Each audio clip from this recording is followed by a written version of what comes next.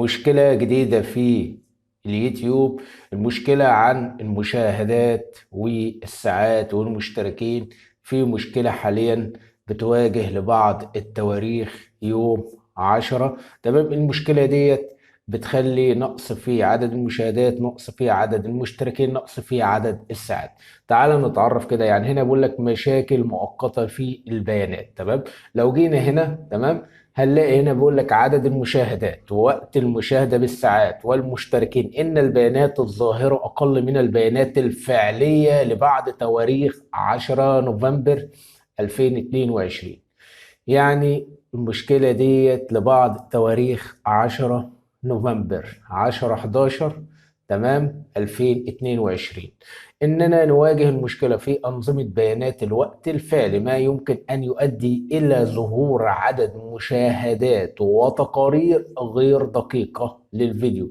يعني هو بيقول لك جايب لك المشاهدات تمام وتقارير غير دقيقة للفيديو، يعني مش جايب لك المشاهدات صح، مش جايب لك الوقت الساعات صح، مش جايب لك وقت عدد المشتركين صح. تمام، ليه؟ لأن في مشكلة في بيانات الفعلية لبعض التواريخ، اللي هي المشكلة اللي احنا قلنا عليها. تمام، اللي هي يوم 10 نوفمبر 2022.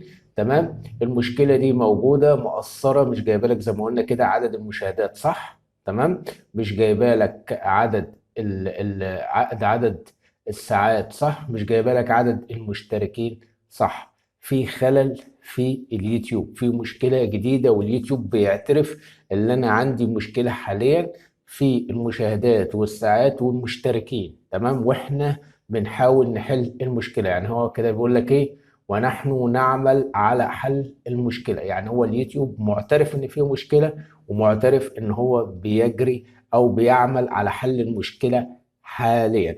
فحضرتك ما تقلقش خالص لو عندك عدد المشاهدات فيها نقص جامد، او عدد الساعات فيها نقص جامد، او عدد المشتركين فيها نقص في اليوتيوب. واليوتيوب بيقول لك احنا عندنا مشكلة واحنا بنحاول نعالج المشكلة، واول ما المشكلة تتحل هتلاقي المشاهدات في الفيديو ده رجعت زي الاول، هتلاقي الساعات في الفيديو ده رجعت زي الاول، هتلاقي المشتركين بدأت ترجع زي الاول. المشكله دي مشكله عامه، فحضرتك ما تقلقش خالص، واليوتيوب بيعترف ان المشكله موجوده وهو جاري على حل المشكله. لو انت لاحظت هنا زي ما انت شايفين هتلاقي بيقول لك ايه، مشاكل مؤقته في البيانات.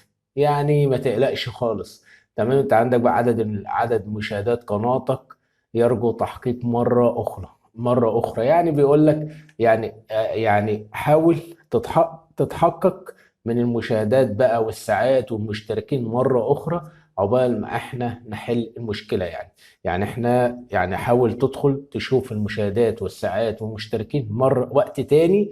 تمام، بحيث يكون احنا حلينا المشكلة دي ورجعنا كل حاجة لطبيعتها. طبعا دي مشكلة في اليوتيوب، واليوتيوب بيعترف، فالمشكلة دي عامة عند الجميع. انا عندي في قناة هي وفي قناة تانية فيها نفس المشكلة، يعني المشكلة ديت عند الجميع مش عند حد بس. يعني ما تقلقش خالص، المشكلة موجودة في كل القنوات او معظم القنوات. تمام، والمشكلة عامة ان شاء الله هتتحل، وجاري الاصلاح عن المشكلة ديت من خلال اليوتيوب. فما تقلقش، اشوفك في فيديو جديد. سلام عليكم.